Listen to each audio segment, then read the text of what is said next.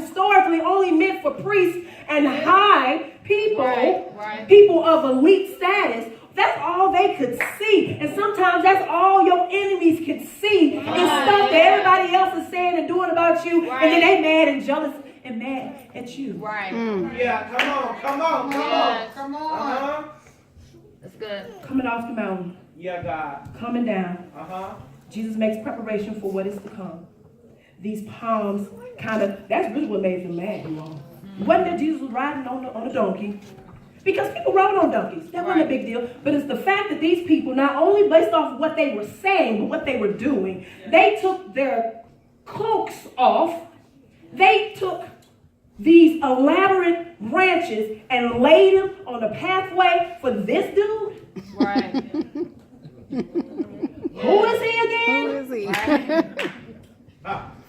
Come on, God. Who is he? We don't even like him. Right. And he's on his way down. He comes down. He's making preparation.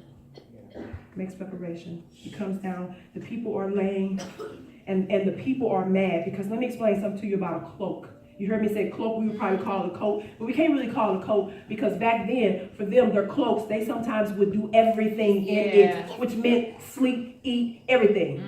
Unlike us, we take our coats off unless we're real tired. Sometimes we'll fall asleep in our coat. Right. But for the most part, we will take it off. They never removed that. So for these people to not only throw down these elaborate branches, but they also took off of their coverings and their protection and their everything. Because how your cloak looked is how people judged and knew what status you were. Right. They judge you by what you wear. Has that changed? Has that changed? People still judge you based off of they don't know nothing about you. But anyway, so they took those off and started laying those on the streets for Jesus and his donkey to come down. Yeah. All the Sadducees and the Pharisees see is Jesus, and what the people are doing. They just see him on the donkey. They don't even pay attention that he's on the donkey. They just see what the people are doing. They don't even do that for them. Yeah. And these were the men of God that were taking care of the temple and everything. These were the preachers of the word and the law, and no one was doing this for them. But you are doing it for this outsider. Come on, yeah. So Jesus comes down from off the mountain, making preparation. And so Jesus comes down, and the text said that now this is where them four gospels could mess you up, because one of the gospels may say this. One of the things the gospel said, this one that I read, Mark said that when he went into Jerusalem, he saw that it was already late. It was late at night, so he went on home. He took a nap from the 12, went to Bethany, and they rested, and then they came back the next day. Another gospel said that right after he came down off the mount, he noticed a fig tree, and on this fig tree. That was important. Leaves. Yeah. So when you see leaves, your expectation is there is something, the fruit, everything is ready and ripe. I can go over there and get what I need. Right. I can get what I need. Coming down, making preparation. I know I'm going to be busy all day. Let me eat something. Let me nourish myself. And then I go to the place that should have what I need, and Jesus. Nothing is there. Lord Jesus. Jesus said a bad word. No, he didn't. You know how we go. My husband always complains about this. Like we'll put food in the refrigerator and turn around and go in there. You get your mouth all ready for something that you know you had or whatever, and you get your mouth all ready for some Kool-Aid or something. They gonna drink up all the Kool-Aid. My husband flips out every time. They just a bunch of rats. That's what he Jesus was kind of in that same mood when he went to that fig tree, hungry or looking for something, and it was not there. Why does he stick that fig tree right there in the middle of coming down off making preparation for the bad stuff, and then he encounters this fig tree? I felt like that was out of place. Why are we talking about a tree, Jesus? But if you look on the other side of the fig tree story, Jesus enters into the temple. The fig tree situation, you all, was just a foreshadow. We know what foreshadow is? it gives you a hint of what's to come. Yeah. Now remember, before we get into the temple, Jesus sees the fig tree and there's nothing there. Yeah. Jesus expects a fig on the fig tree because you're a fig tree. You should have figs. Right. Foreshadow. It's a hint of what's about to come. Yeah. Jesus is mad. Just like my husband gets mad about food being gone and he know he put it there. Jesus was mad because he knows I made you to be a fig tree. Then why are you not producing figs? Can't say amen, say ouch. Foreshadow. We step around the fig tree situation. Jesus goes into the temple, the house of God, the house of prayer, the house of refuge, the house of healing, the house of deliverance, the house of salvation, the house of sacrifice. Jesus comes around from the fig tree and goes into the temple, which is his daddy's house. And you know, when you know your daddy, you know what's supposed to be in your daddy's house. Right. He had an expectation. Yeah. He had an expectation. Jesus walks into the temple and loses it. Yeah. Loses it. You ever walked in your house? Parents, and your house is out of order? Kids' shoes and food and Chinese food and bowls and plates and cups. The kitchen nasty, the dishes are dirty. The clothes they had on last week still in the floor. Come on, God. Come on. You teach it. And look, see, I tried to compromise. I said, okay, look, y'all, as long as y'all keep my main level clean, y'all, I'll compromise on the room. Just keep the stuff up there. But somehow it spills down the stairs onto the main level where, you have invited guests come over and you got to move stuff off the couch for them to sit down. Because they came over unexpected. You didn't know they were coming. Uh-oh. Jesus walks into the temple.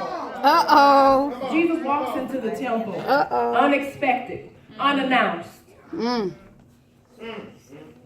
he sees all the Sadducees and the Pharisees, they had their slips hanging. Yeah. You could see all the stuff that they've been doing, all of the no good stuff that was going on in the temple. But it was okay because we've been doing this for years. No, see, when the people, Jesus, because if you had let us explain, when the people are coming in for the festive of Palm Sunday, or Palms, when the people are coming in for this festive to commemorate, us being brought out of Egypt and brought into the promised land and all, when we do that, when they come, see, some of them don't have time to stop and get their sacrifice, and some of them don't have time to exchange their money, and some of them don't have time. And so what we figured that we could do was like a little convenience store, like right in here, like we got the space. And I felt like, Jesus, we could just, if you just let us explain, Jesus, this is how we do it, because we helping the people.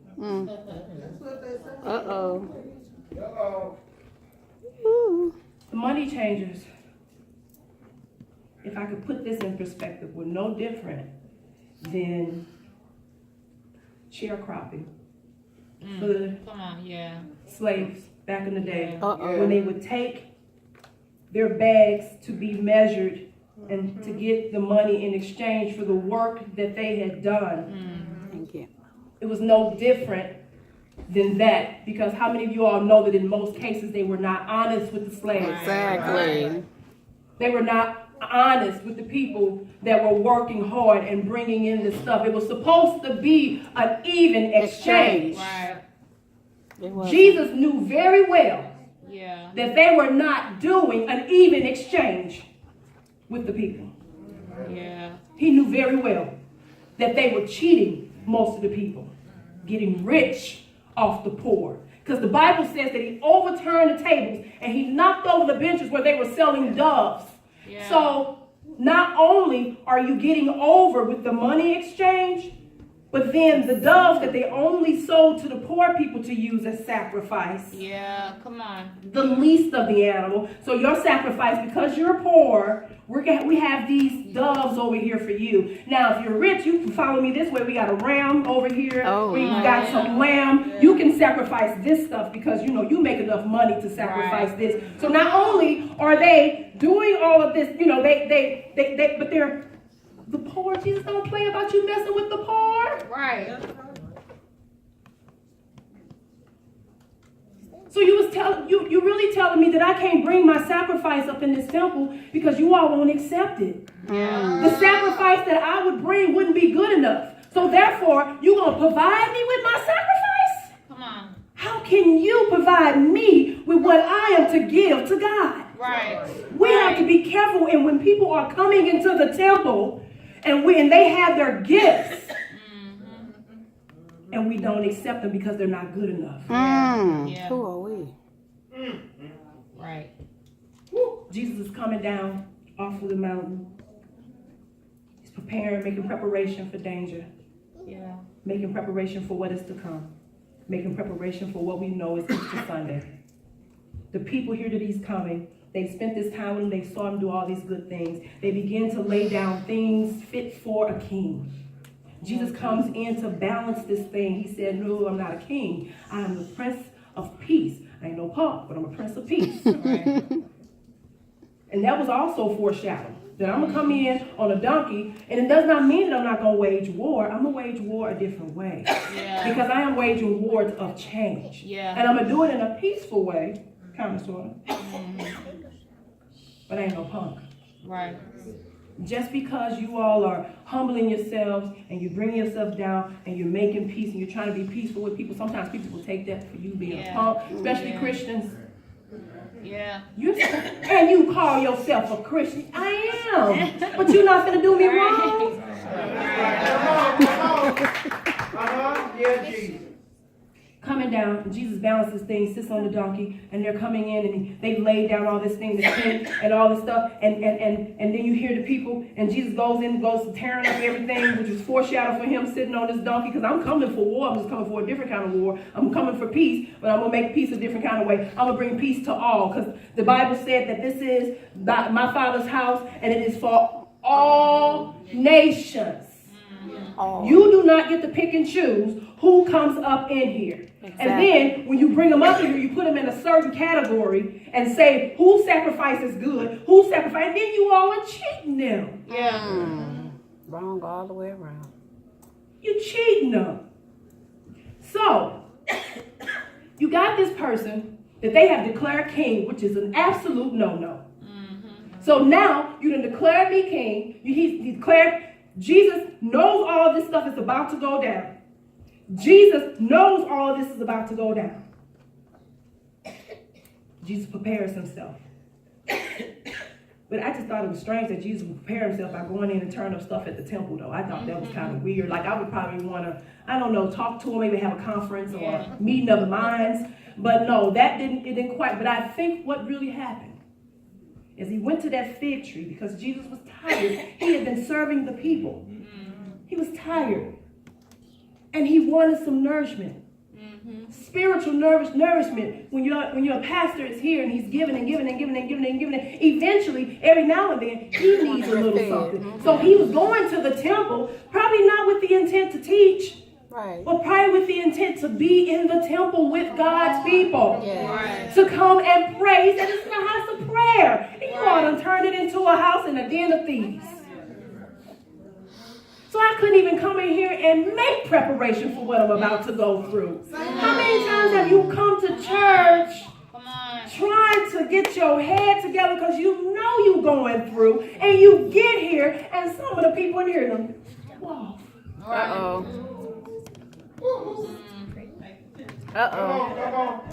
Come on, make it play. In preparation for what you're about to go through. You have to be quiet. In preparation for what you're about to go to. It is essential that the temple does what it's supposed to do. Yeah. Yes, Lord. Yes, It is essential that the temple, this very same temple that Jesus dies for, and One of the gospels lets us know. One of the other reasons why Jesus weeps so for Jerusalem. Because everything was centered around that temple. They couldn't see God outside of the temple. Everything had to take place in the temple. Yeah. After Easter Sunday, a few years later, as Jesus predicted, that temple was destroyed for the second time. Yeah. Never to come and be erected again. Yeah. Ever again. Yeah. Ever again. Jesus saw all of this. But that probably made up his mind when he got there and he saw all of this nonsense. This is like what I'm dying for, and this is what I come and I see in my Father's house. When people are coming, the lame and everybody on the outside that need to get in cannot get in because of all the chaos and crap that's going on up in the temple. Come on. Okay. People Yeah. jealous, hating on people and looking at people crazy. Why can't we get it together so that when the people come off the streets, a lot of people won't come in off the street because they're saying, what I get at church, I can get that at work, I can get it at home, I can get it with my family. This was preparation for the people of God. This was not Jesus just preparing himself. Jesus knew what he had to do. But this was Jesus preparing us. Yes. For what was about to happen, for what is about to happen. This always seems to take place there's something about to take place for churches. Have you all noticed people aren't looking for church as it used to be? No. People won't go to church because the church the way it is. Yeah. People are looking for a newness. Yeah. And Jesus got an inkling of that. Jesus knew that. That's why he went in there and took all that stuff down. Yeah. Jesus is looking for something new, real. Yes. And about his Father's business. Yes. And accepting to all. Yeah. Jesus makes preparation for all. As Jesus is heading to Calvary, Jesus stops by to make preparation for all. For the one place that they at least have established right now, which is the temple, Jesus makes preparation for that place to be a place for everybody. Yes. And I would imagine that it didn't change. That's why it had to be destroyed. Yeah. It had to be destroyed. It had to go. I don't know about you all, but I don't want my temple to be destroyed. Yes, Lord. I want to take heed that I do know that he is the king. Yes. That I do know that he came in like that. But he came and he prepared for hardship. Yes. And I'm going to tell you, without Palm Sunday, without Jesus making preparations, I don't know if it would have had, everything is for a purpose. Yes, it Everything is. is for a reason. Yes, Nothing is by chance. Palm Sunday is not just a Sunday where we just come and put on the trees, but it is to commemorate the King and all that was done. And the preparation that he made. You know, we don't start thinking about it until Holy Week. Mm-hmm. But the preparation started on Palm Sunday. Yeah. So when we're glancing over Palm Sunday, it has such significance. Yeah. The significance is preparing yourself for what is about to come. Yes, Lord. God. Prepare yourself for what is about to come. Yes, Lord. Well, this person isn't here, and that person isn't here, this person isn't here, and that person isn't here. It's not for them. It is for the Yes. very people who are sitting in this room. Yes. Yeah. You mark my word, and it is not my word, but you mark it. That God took time. Yeah. Stop by today to say that something is about to happen for you. Yes. Thank you, Lord. But before you get there, you're going to have to go through some stuff. And you got to prepare yourself for it. Are you prepared for what is to come? Yeah. Everybody's asking for greatness. Oh, I want to do this. I want to live in this way. I want to drive this. What is your preparation for it? What is your preparation in case your plans don't work out? What is your preparation for it?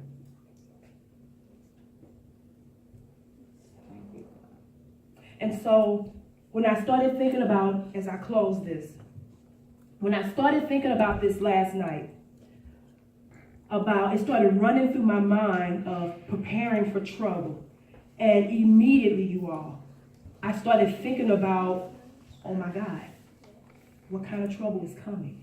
My anxiety went up. What is it? What's about to happen?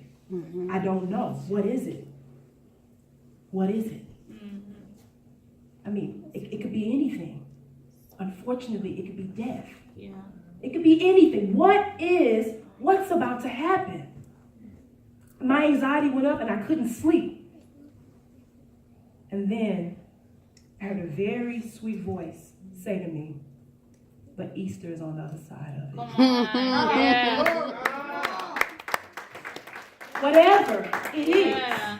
that you're about to go through, Yeah. whatever preparations you need to be, it is in preparation. Yes, the troubles are going to come, Yeah. but Easter is on the That's other right. side Come on, of it. yeah. Yes, Lord Jesus. Easter is on the other side of it. Thank you, God. The resurrection is on the other side Yeah. of it. Yes. Yes, he went down in the grave for 3 long days, but the good news of it, Yeah. the good news of it is when they was trying to kill him, Yeah. when they was plotting to kill him, when they are plotting to take you out, Yeah. Easter is on the other end. Yeah. Yes, Yeah. If you could just hold out and trust that your change is going to come, Yes. Easter is on the other side. If you can hold out through Holy Week, if you can hold out through your Garden of Gethsemane, if you can hold out, your Easter is on the other side. So I'm telling you, make the preparation because there is goodness on the other side. Yeah. Preparations with the palms. Yes, the King came, Yeah. and the King is still here. Yes. The King is still That's here. right. I don't know about you all, but that made me think I was Yeah. about to lose my mind just for a quick second. Yeah. Because I started thinking, I'm going to make preparation, but what's coming? Wait a minute, Easter's on the other side. Yeah. Easter's That's on the good. other side. That's good. When I started to get afraid and nervous, Easter is on the other side. Yes. Palms is your preparation for your troubles as you lead to your Easter. Yeah. Yes, Lord. You got to have your palms. Thank you, Lord. You got to make the preparation. They good. prepared the space for the King to walk and to come. Come on. To go through his troubles. Yeah. So that Easter could be on the other side. Yes, Lord. I don't know about you all, but that's the news to me. Yes. Because I almost lost my mind just a quick second. Because anything can come. I don't know about you all, but watching the news gives me anxiety, but Yeah. Easter is on the other side. Yes. It is God. good news. So I don't know about you all. I know for a fact that the doors of this church is never closed. But I will say that the doors of the church are open. Yes. Yes, Lord. If you are someone who needs to know about this Jesus that we had to lay the palms at his feet, why was he so worthy? I'm telling you this, you can't live life without this Jesus. You cannot live life without this Jesus. Because I'm telling you, you cannot make your preparations for your troubles without this Jesus. I needed Jesus to walk and show me what to do. And I have to constantly be reminded. And I'm going to tell you, troubles are going to come. Troubles are going to come. Yeah. What is your preparation? And guess what? You don't have your Easter without Jesus. Easter comes for the saved. Those who have made a choice to allow Jesus into your heart. So, if you go through your troubles, you just going through your troubles all by yourself and you may not make it out. Yeah. You may not make it out. The good news is that once you accept Jesus into your heart, you have an Easter. You have something to look forward to. You have someone that is going to walk and talk with you and hold your hand. So now I urge you, let Easter really mean something to you this year, for sure. Let him come into your heart. It's waiting. Did all this preparation for me and for you. He did all this preparation. God knew the whole story. And I'm so glad somebody did. I need somebody to know the whole story because I don't know the whole story. Yeah. Because if you know the whole story, then you can guide me. But if you blind and I'm blind, Right. I can't do this. What's going to happen when things are troubled and I have anxiety? The doors of the church are open. Come now. Let Jesus into your heart. And let Jesus into your mind. The But if all are saved and you have already accepted Jesus into your heart, then I ask that you come now if you would like to just pray to be able to prepare for the trouble. We can pray to prepare together. Because I don't know about you all, but I want to be equipped when it comes. That's right. Now don't come because I'm asking you. Come because you want preparation for whatever is about to come. You come because you really want preparation. I don't know what's on the other side. I don't know. I don't know. I don't know. And in some cases, we don't need to know because we may run. I don't know about you all, but I'm so glad that Jesus prepared the way for us.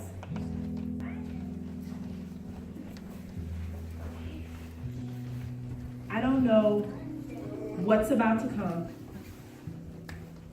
but I am so glad that we have a moment to take time and be responsible for preparing for what it is. Let us pray. God, we thank you for being so awesome. We thank you for being so mighty. We thank you for being so attentive. God, we thank you for being a forgiving God. God, we thank you for looking beyond all of our faults. And God, you see our needs and you still meet our needs. God, we're asking right now, God, that before we ask you for one thing, before we ask you for one blessing, God, we take this time to say we're sorry. I am so sorry, God, for anything and everything of anything that I've done that is contrary to your word. If I've caused someone to stumble, if I've caused someone to have hindrance, if I've caused someone to have malice in their heart, God, I'm sorry.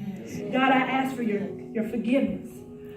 Create in me, God, a clean heart and renew your spirit within me, God. God, create in me, God, all of those things that you are calling and asking for, God. God, give me the mind to put myself in the place and to prepare for those things you have for me, God. God, we know that danger is always all around us and it can come to our address at any moment. God, we know that circumstances can change at any moment, God, but I am so grateful to know that as long as I have you in my heart and I have you by my side, I can handle these things, God. God, I do know that the road is going to get rough.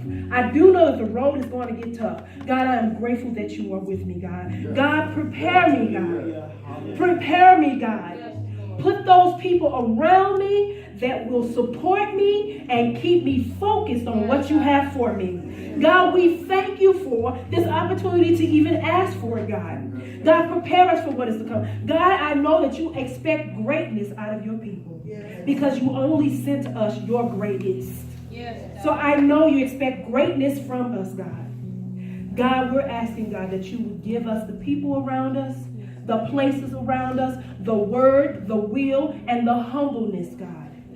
That same humbleness that Jesus took, God. It does not mean that he was afraid of what he was about to go through. That he was afraid of it, but he knew that he had God the Father on his side. And he knew that he had to go through this. God, give us that same heart. Give us that same mind. God, we're asking that you just be with us until we leave from here, God. Until we close our eyes, God. And then, God, we're expecting for you when we open our eyes to see and meet you, God. But God, we're asking as we prepare for this work week and everything that is to come, and everything with Easter and the season and everything, God, we don't know what is coming, but we're asking that you would stand by us, stand with us, hold us, mold us, and make us, God, and keep us close to your heart, God. God, we pray that you would give us the mind to pray, and God, give us the words to say and the proper things to pray for, God. God, we're asking for all of these precious things, all of these words, God. We ask that you accept them with our humblest of heart. In Jesus' name, amen. Amen. Let's give God some praise. Give God some praise. And be thankful. Amen. Amen. Yes. Amen. Really quick announcements, everybody, before we dismiss. Let us not forget, next Sunday is Easter Sunday. Yay! We're gonna have 2 services, amen, 8 a.m. and 11 a.m. Let's remember 8 a.m. service is more so for Joshua House Ministries members, amen, to actually experience worship, because too many times we have to work and do things behind the scenes on